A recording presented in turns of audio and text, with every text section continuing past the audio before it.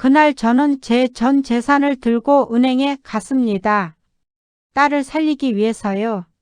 핸드폰 너머에서 딸이 울고 있었습니다. 엄마, 나 지금 너무 무서워. 엄마, 제발 도와줘. 그 목소리를 듣는 순간 저는 아무 생각이 없었어요. 5천만 원. 제가 30년 동안 한 푼 두 푼 모은 돈이었습니다. 남편 몰래 적금 넣은 것도 있고 반찬 가게 할 때 조금씩 남긴 것도 있고 명절마다 쓰지 않고 아껴둔 돈도 있었어요. 그 돈 전부를 낯선 계좌로 보내려고 은행에 들어갔습니다. 그리고 그 순간 한 청년이 저를 봤어요. 청원 경찰 유니폼을 입은 28살 청년이 제가 들고 있는 통장을 보고 제 손이 떨리는 걸 보고 제 눈이 뭔가에 홀린 것처럼 멍한 걸 보고 그 청년이 저한테 다가와서 조용히 말했습니다. 어머니 잠깐만요. 그 한마디가 제 딸을 살렸고 결국 그 청년이 제 사위가 됐습니다. 이게 그 이야기입니다. 해시태그 1단계 YOU 평범한 어느 봄날. 저는 윤말순입니다. 올해 63. 경기도 의정부에서 남편이랑 둘이 살고 있어요. 남편 박철수는 올해 65. 퇴직한 지 3년 됐어요. 이제는 집에서 텃밭 가꾸고 경로당 가고 가끔 친구들이랑 등산 가는 게 일과입니다. 자식은 딸 하나. 박지수. 32살. 서울 마포에서 혼자 살면서 중소기업 다니고 있어요. 결혼은 아직이에요. 제가 좀 마음이 쓰이지만 지수가 괜찮다고 하니까 기다리는 중이었습니다. 제 삶은 그냥 평범했어요. 아침에 일어나면 남편 밥 해주고 장 보고 청소하고 오후엔 동네 친구들이랑 차 한잔하고 저녁엔 텔레비전 보다 자는 그런 하루들이었습니다. 특별할 것도 나쁠 것도 없는 그냥 그런 봄날이었어요. 그날은 화요일이었습니다. 오전 10시쯤이었어요. 저는 거실에서 텔레비전을 보고 있었습니다. 남편은 텃밭에 나가 있었고 집안은 조용했어요. 핸드폰이 울렸습니다. 모르는 번호였어요. 저는 별 생각 없이 받았습니다. 여보세요. 처음에는 잡음이 들렸어요. 그러더니 울음소리가 났습니다. 흐느끼는 소리. 그리고 목소리가 들렸어요. 엄마. 저는 그 목소리를 듣는 순간 심장이 멎는 것 같았습니다. 지수 목소리였어요. 지수야? 지수니? 엄마, 나 지금 너무 무서워. 나 납치됐어. 엄마, 제발 살려줘. 저는 그 순간부터 기억이 선명하지 않아요. 무릎이 떨렸고 손이 떨렸고 핸드폰을 떨어뜨릴 뻔했습니다. 해시태그 2단계 NED 전화 속 목소리. 딸 목소리가 끊겼습니다. 그리고 남자 목소리가 들렸어요. 낮고 차가운 목소리였습니다. 어머니, 놀라지 마시고 잘 들으세요. 저는 아무 말도 못했습니다. 따님이 지금 저희한테 있어요. 안전하게 돌려보내드리고 싶은데 조건이 있습니다. 무슨 조건이요? 목소리가 떨렸어요. 5천만 원입니다. 오늘 오후 2시까지 이 계좌로 입금하시면 따님을 바로 돌려보내드리겠습니다. 5천만 원이요? 네. 그리고 한 가지 더. 경찰한테 연락하시면 따님이 어떻게 되는지 장담을 못합니다. 전화가 끊겼어요. 저는 소파에 주저앉았습니다. 다리에 힘이 하나도 없었어요. 머릿속이 하였습니다. 아무 생각이 안 됐어요. 딸이 납치됐다. 5천만 원. 2시까지. 경찰은 안 된다. 그 말들이 그냥 머릿속을 맴돌았습니다. 저는 남편한테 전화를 할까 생각했어요. 그런데 하지 않았습니다. 남편한테 말했다가 경찰에 신고하면 딸이 어떻게 될까봐.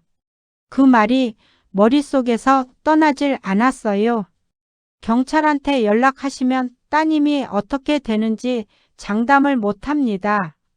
저는 혼자 결정했습니다. 돈을 보내자. 5천만 원이면 제 전 재산이에요. 남편도 모르는 통장에 있는 돈입니다. 30년 동안 모은 돈이에요. 우리 노후를 위한 돈이고 지수 결혼할 때 보태주려고 아껴둔 돈이었어요. 그런데 그 돈 전부를 줘서 딸을 살릴 수 있다면 아깝지 않았습니다. 한 푼도. 저는 통장을 들고 집을 나섰습니다. 해시태그 3단계 지오은행으로 버스를 탔습니다. 가까운 은행까지 새 정거장이었어요. 버스 안에서 저는 핸드폰을 꽉 쥐고 있었습니다. 혹시 또 전화가 오면 바로 받으려고. 버스 창밖으로 봄볕이 환했어요. 그런데 그게 하나도 안 보였습니다. 눈은 뜨고 있는데 아무것도 안 들어왔어요. 딸 얼굴만 떠올랐습니다. 지수가 어릴 때 울던 얼굴, 무릎 긁혀서 달려오던 얼굴, 대학 합격하고 전화하던 날 목소리, 그 아이가 지금 어딘가에서 무서워하고 있다는 게. 저는 손을 꽉 쥐었습니다. 빨리 가야 해. 빨리 보내고 지수를 데려와야 해. 은행에 들어갔습니다. 그날따라 사람이 좀 있었어요. 번호표를 뽑고 기다렸습니다. 손이 계속 떨렸어요. 통장을 꺼냈다 넣었다 했습니다. 번호가 불렸어요. 창구에 앉았습니다. 행원이 말했습니다. 어떻게 오셨어요? 이 이체를 하려고요. 얼마 이체하실 건가요? 5천만 원이요. 행원이 키보드를 두드리다가 저를 봤습니다. 전액 이체이신가요? 네. 받으시는 분 성함이랑 계좌번호 알려주시겠어요? 저는 메모지를 꺼냈습니다. 전화로 받아 적은 계좌번호가 있었어요. 그걸 내미는데 누군가가 제 옆에 왔습니다. 해시태그 4단계 SEARCH 청원 경찰 청년. 어머니 잠깐만요. 낮고 조용한 목소리였어요. 저는 고개를 들었습니다. 청원 경찰 유니폼을 입은 청년이 서 있었어요. 키가 컸고 눈이 조용했습니다. 이름표에 최준혁이라고 써 있었어요. 왜요? 저는 좀 당황했습니다. 혹시 지금 급하게 이체하실 일이 생기셨어요? 네, 급해서요. 잠깐만 여기서 기다려 주시겠어요? 제가 여쭤볼 게 있어서요. 저는 짜증이 났습니다. 시간이 없는데 2시까지인데 이 사람이 왜 이러나. 저 급하다고요. 빨리 해야 해요. 어머니 딱 5분만요. 청년의 눈이 저를 봤습니다. 급한 눈이 아니었어요. 걱정하는 눈이었습니다. 저는 그 눈을 보면서 잠깐 멈췄어요. 왜요? 뭔데요? 이쪽으로 잠깐만 오시겠어요? 청년이 저를 은행 구석 의자로 데려갔습니다. 조용한 곳이었어요. 앉혀주더니 말했습니다. 어머니, 오늘 혹시 전화 받으셨어요? 가족이 위험하다는 전화요. 저는 그 말을 듣는 순간 눈물이 나왔습니다. 어떻게 알았어요? 어머니, 저 말씀 잘 들으세요. 청년이 저를 봤습니다. 그 전화 보이스피싱이에요. 저는 그 말을 듣고 한동안 말을 못했습니다. 무슨 소리예요? 지수가 직접 전화했어요. 지수 목소리로 어머니, 지금 따님한테 직접 전화해 보셨어요? 저는 멍했습니다. 지수한테 직접. 저는 그 생각을 왜 못했을까요? 딸이 납치됐다는 말에 경찰 신고하지 말라는 말에 저는 그냥 그 말을 믿었어요. 딸한테 직접 전화해 볼 생각을 못 했습니다. 청년이 말했어요. 제가 옆에 있을게요. 지금 바로 따님한테 전화해 보세요. 저는 손이 떨려서 핸드폰을 2번이나 잘못 눌렀어요. 지수 번호를 눌렀습니다. 신호가 갔어요. 1번, 2번, 3번. 그리고 딸이 받았습니다. 엄마? 무슨 일이야? 평범한 목소리였어요. 밥 먹다가 받은 것 같은 그냥 일상의 목소리. 저는 그 목소리를 듣는 순간 눈물이 쏟아졌습니다. 지수야, 엄마 왜 그래? 무슨 일이야? 너 지금 괜찮아? 응? 나 회사야. 점심 먹으러 나왔는데 엄마 왜 울어? 저는 아무 말도 못하고 울었습니다. 소리 내서 은행 아니었는데도 해시태그 5단계 FIND 진실이 밝혀지다. 청년이 제 옆에서 물 한 컵을 가져다 줬습니다. 저는 한참 울다가 겨우 진정했어요. 어머니, 지금 많이 놀라셨죠? 저는 고개를 끄덕였습니다. 보이스피싱 조직이 요즘 많이 쓰는 수법이에요. AI로 가족 목소리를 만들어서 전화하는 거예요. 어머니가 들으신 따님 목소리, 진짜 목소리가 아니에요. 저는 그 말을 듣고 온몸에 힘이 빠졌습니다. AI로 만든 목소리, 그게 제 딸 목소리랑 똑같았어요. 똑같이 울고 똑같이 무서워하고 똑같이 엄마를 불렀는데 어떻게 알았어요? 제가 이상한 걸? 청년이 말했어요. 어머니 들어오실 때부터 봤어요. 손이 떨리시고 통장을 꽉 쥐고 계시고 눈이 많이 불안하셨어요. 그리고 번호표 뽑고 기다리시는 동안 계속 핸드폰을 보셨어요. 저는 그 말을 들었습니다. 그 청년이 저를 그렇게 유심히 보고 있었구나. 감사해요. 아니에요. 당신이 아니었으면 저는 말을 잇지 못했습니다. 5천만 원이 그냥 사라질 뻔했어요. 30년 동안 모은 돈이 눈물이 또 나왔습니다. 청년이 경찰에 신고를 도와줬습니다. 은행 담당자도 불렀어요. 저는 그 자리에서 해야 할 것들을 다 했습니다. 1시간쯤 지났을 때 딸 지수가 은행으로 달려왔어요. 엄마한테 전화 끊고 상황을 들었나 봐요. 지수가 들어오면서 저를 봤습니다. 엄마, 저는 딸을 안았어요. 한참을. 지수도 울었습니다. 엄마, 나 아무 일도 없었어? 나 회사에서 점심 먹고 있었어? 알아? 알아? 엄마가 이걸 믿었어? 나한테 전화 한 번 안 하고? 너 목소리였어? 진짜 내 목소리였어? 지수가 저를 꽉 안았습니다. 저는 그제야 제 몸에서 힘이 다 빠지는 걸 느꼈어요. 그때 지수가 고개를 들더니 그 청년을 봤습니다. 아직 근처에 있었어요. 정리를 도와주다가. 저분이에요? 응. 저분이 막아줬어? 지수가 청년한테 다가갔습니다. 감사합니다. 정말로요. 청년이 고개를 숙였어요. 별 말씀을요? 당연히 해야 할 일이었어요. 지수가 그 청년을 봤습니다. 오래. 저는 그 눈빛을 봤어요. 그때는 몰랐습니다. 그게 뭔지. 해시태그 6단계 TAK 청년에 대해 알아가다. 집에 돌아와서 남편한테 다 말했습니다. 남편이 한참 동안 아무 말도 못했어요. 그러더니 말했습니다. 당신이 먼저 나한테 말했어야지. 그럴 정신이 없었어? 그 돈이 얼마인데? 5천만 원이면 지수 살 수 있는 돈이잖아. 남편이 입을 다물었습니다. 한참 있다가 말했어요.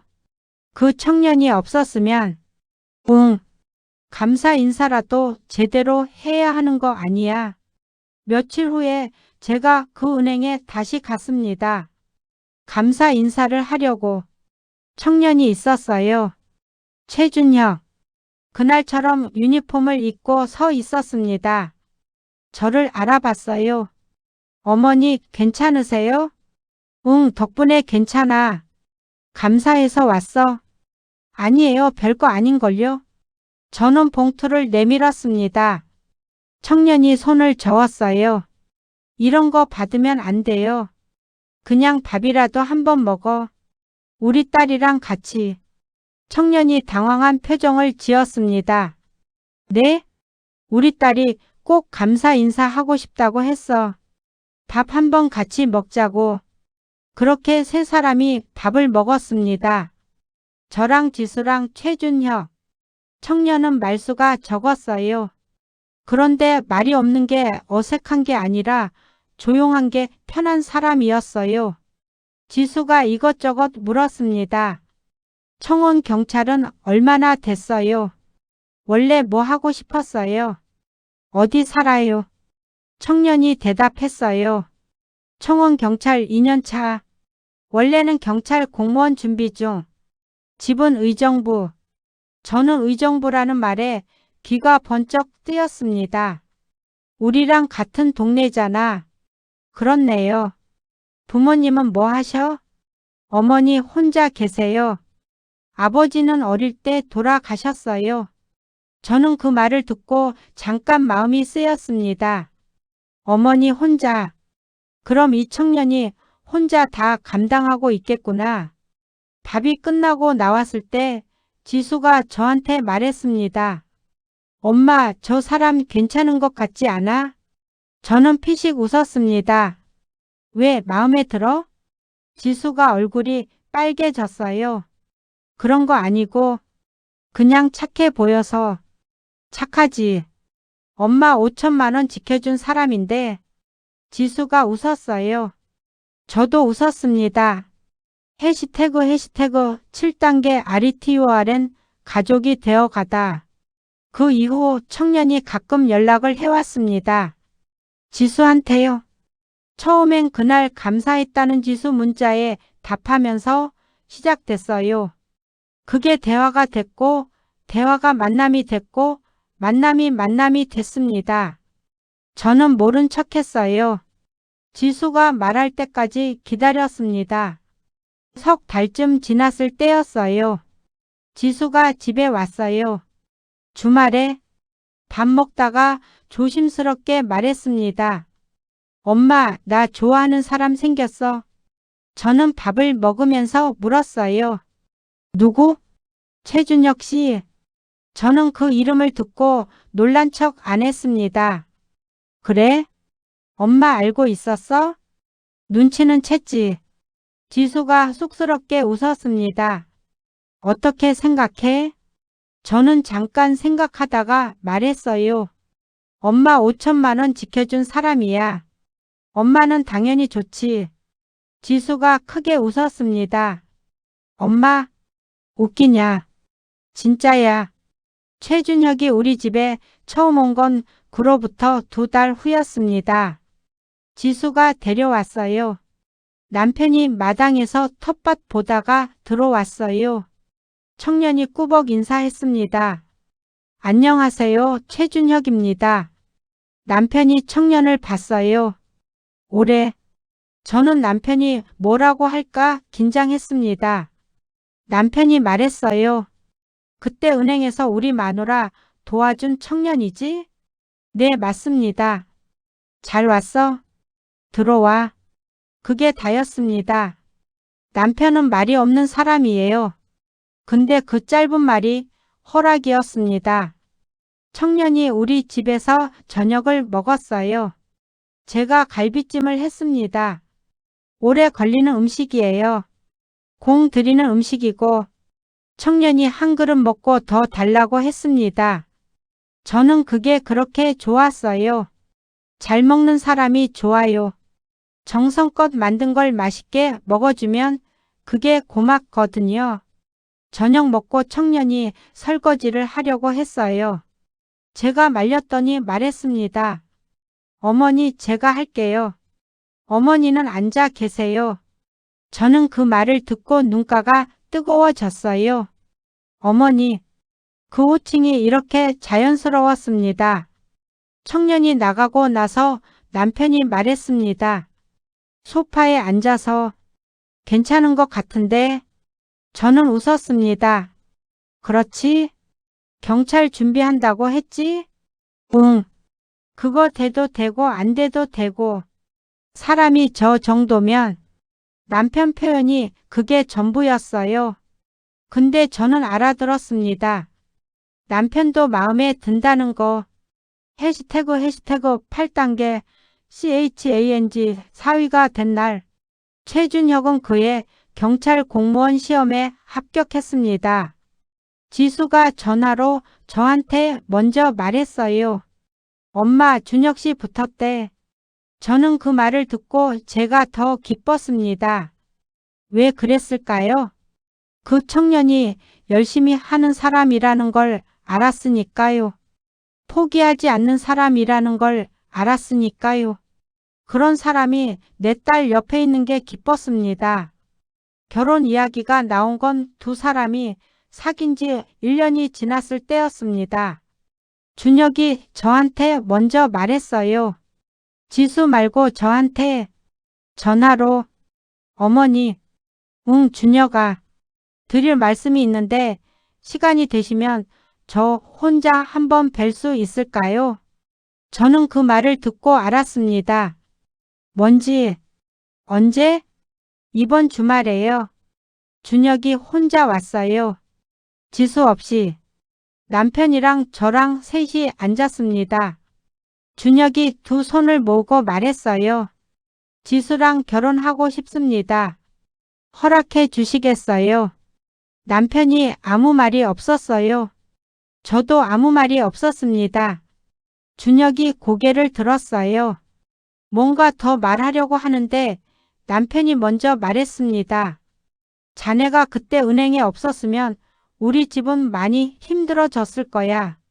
준혁이 고개를 저었어요. 당연한 일을 했을 뿐입니다. 당연한 일을 당연하게 하는 사람이 드물어.